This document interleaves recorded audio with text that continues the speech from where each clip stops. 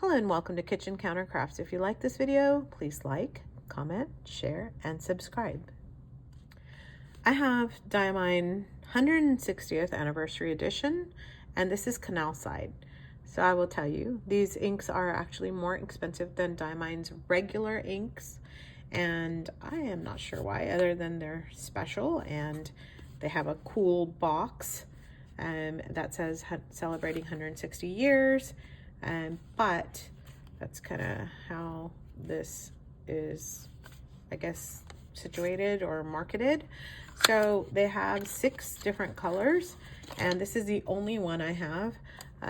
I like another one in there that's like a brownish, which shouldn't surprise you. I like browns and greens, kind of more fall colors, and I am actually very glad I have this one. So the label actually does not really say much on it. The Canalside's way down here, so you can even basically miss it. But this is a 75 ml bottle, and I have to tell you, I love the shape of the bottle. I think it's super cool, and guess what? Very stable, right? So anyway, very nice bottle. I'm pretty happy with the way that looks. But I want to do a quick swatch of it for you. And I actually have it inked in my Pride and Prejudice Retro 51 pen, so we can utilize that as well for writing. In fact, I will write with it here.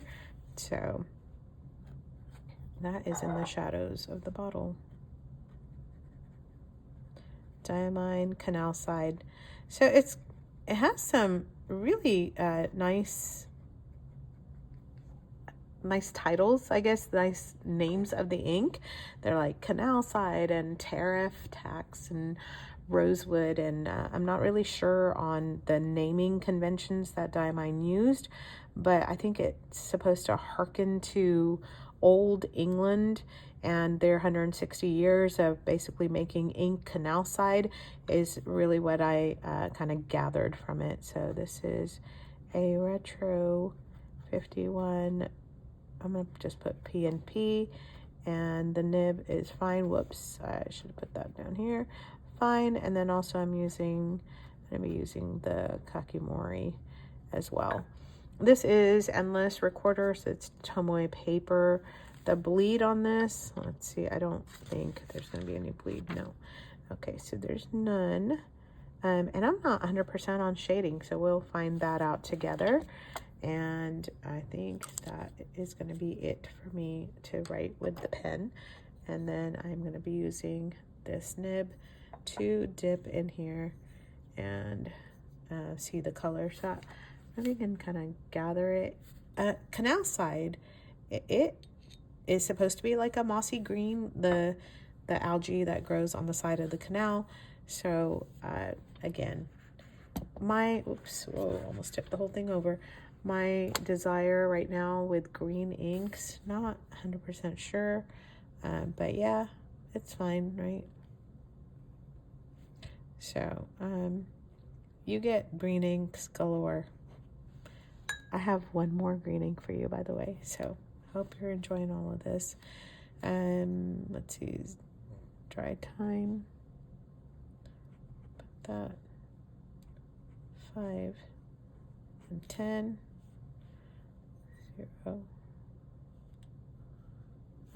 Actually a pretty quick drying ink. All right, so let me zoom in for a closer writing sample. There we go.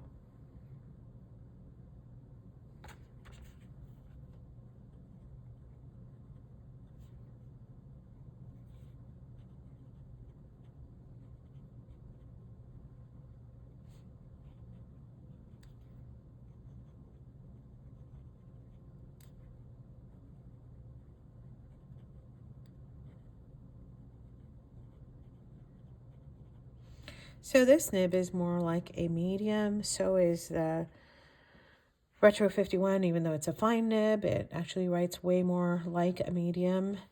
And I'm going to also just put this here for the water test so I do not forget to do that. Somehow it just kind of gets left behind. I know it's a diamine. I know it's super saturated and it basically gets obliterated with water, but you know, I'll humor you by doing a water test. Bit more ink down. It's a super beautiful ink color. That is the Canalside. In fact, I wanted to do that here too. I'll do that later. All right. I was saying I want to do it over on the other side too with the other inks that I had kind of brought into the mix.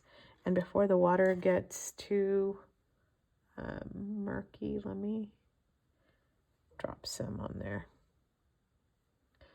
Or not, it's fine.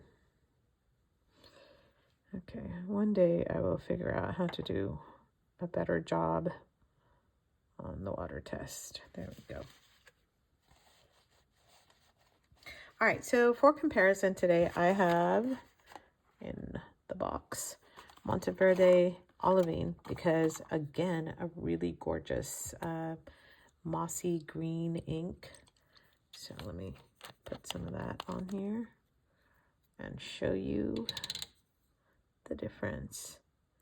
Now, I am going to tell you that I kind of prefer the Diamine, but more than I do Monteverde. Monteverde inks, for some reason, have a crazy amount of nib creep for me. Diamine, even though they're saturated, they don't tend to do that. Okay, all that being said, this Olivine, such a yummy color. Just really is. All right. So we're going to let that dry, and while that's drying, yeah, I'm going to let that dry and be right back. All right, I think the ink has dried, but this, I'm just going to pat up. And yeah, it's obliterated, so you cannot see a darn thing on what was written. So Canalside and Olivine have that lovely warm kind of a green to them. Oh golly, I didn't even put the cap back on.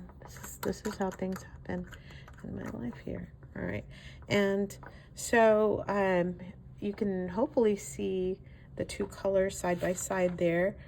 Here are some of the greens that I did just the other day, and that is Endless Alchemy compared to Diamine Dark Forest. I put some Canalside here as well, but you can see that that is way more of a like a forest green, which it's supposed to be, whereas these are more of like an army type of a green. And one of the viewers actually recommended Noodler's Army Green, which I'm very curious about. I'm hoping it's going to be more like the Monteverde, but maybe just not that much creep.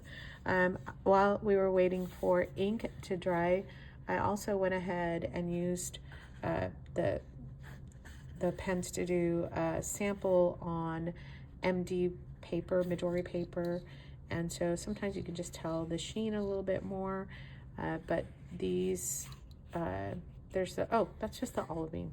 I didn't even do the other one. I'm so sorry. Let's do the other. This is the Canalside. I'm just going to do it with my pen here because I put my nib away already.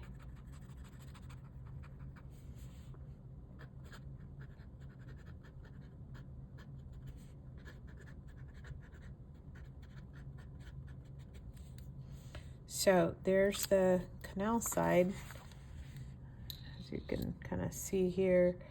So the Olivine's coming out a lot darker. Canalside, let's see it compared to some of my other green swatches, shall we? It's kind of looking more like Diatramentis Charles Dickens a little bit, and the Diatramentis Apple, but not really any of the other greens. Look, we got lots of greens happening here, so if you're interested, let me know. I'm happy to swatch for you and do a comparison of whatever you're kind of thinking about. That spruce sure is cool. So anyway, all right, there's the ink test along with my great hands as well. So hopefully you enjoyed the Canalside, and let me know what you think again of yet another green ink. And until next time, bye.